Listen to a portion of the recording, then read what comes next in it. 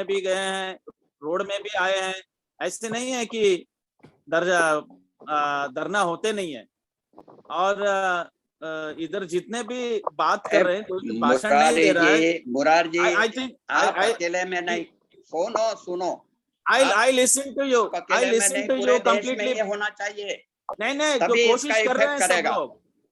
जैसे आप judicial reform को करते हैं, उसी ढंग से सब जगह में सब लोग कर रहे हैं। So let us not say that nothing is happening.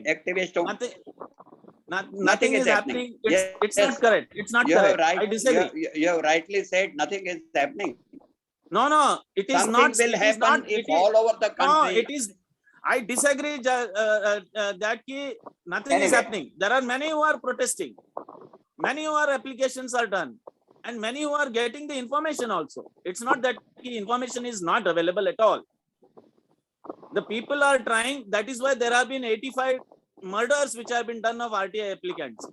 So इसका मतलब है नहीं कि कोई नहीं कर रहे हैं. There are a lot of social audits happening in the rural areas. Even I do the social audits of many things. It is the people who have to follow it up. That's all. तो ऐसा नहीं है कि सिर्फ घर में बैठ के कर रहे हैं. I disagree on this matter. Thank you, Mr. Bhagwanji Rani, of your suggestions. Thank you Bhaskar Prabhu ji, आपने बहुत सही पॉइंट आउट किया है। और भगवान जी भी, उनका अपना अनुभव है और उनके अनुभव की भी हम कदर करते हैं और उनके व्यक्तिगत अनुभव हैं। और निश्चित तौर पर वो भी जुडिशियल रिफॉर्म को लेकर के बहुत मेहनत कर रहे हैं, कई सारी PIL लगाई हुई हैं।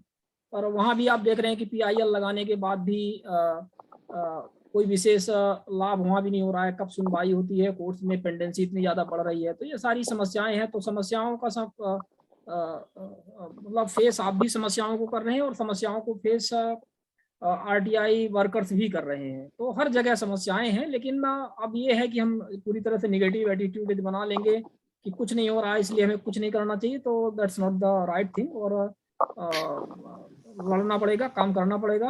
और ये भी एक माध्यम है। हम सब जो यहाँ पे एकत्रित होते हैं तो हम डेली ये सब नहीं करते हैं, सिर्फ संडे को करते हैं 2 घंटे के लिए। और हमने आपको बताया कि लॉकडाउन के कारण ये कार्यक्रम चालू हुआ है और एक अच्छा मौका मिला कि हम सब असेंबल हो जाते हैं ऑल इंडिया से लोग इस तरह से। और ये सब इसकी रिकॉर्डिंग रहती है, लोग इससे सीखते हैं और गेन कर रहे हैं, नॉलेज गेन कर रहे हैं। एक रिवॉल्यूशन की तरह ही है, इसको अपन मान सकते हैं। पर हाँ, ये बात है कि अब हम 100% इसी पे रिलाई नहीं करते हैं कि बस वेबिनार किया और बस इसी से फुर्सत हो गए। हम लोग ग्राउंड पे काम करने वाले लोग हैं और पूरी तरह से ग्राउंड में रहने वाले।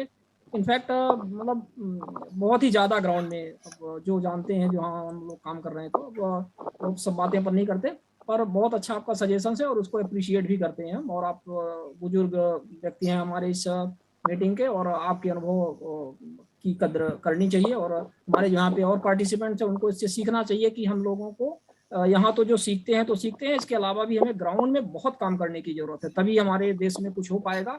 और ये भी बहुत आवश्यक है। तो कार्यक्रम में हम सीधे आगे बढ़े। और आप हमारे बीच में बहुत सारे हमारे साथियों ने हैंड रेज किए हुए हैं और वो कुछ ना कुछ बातें अपनी रखना चाह रहे हैं, लेकिन अब चूंकि समय का भी अभाव है, लेकिन अभी हम खींचेंगे इसको 15-20 मिनट, तो हम प्रश्न भी लेंगे। तो हमारे बीच में पहले किशन जैन जी हैं जो हैंड रेज किए हुए हैं। चलिए किशन जैन जी, आप अपने आप को अनम्यूट करके अपनी बात रखिए।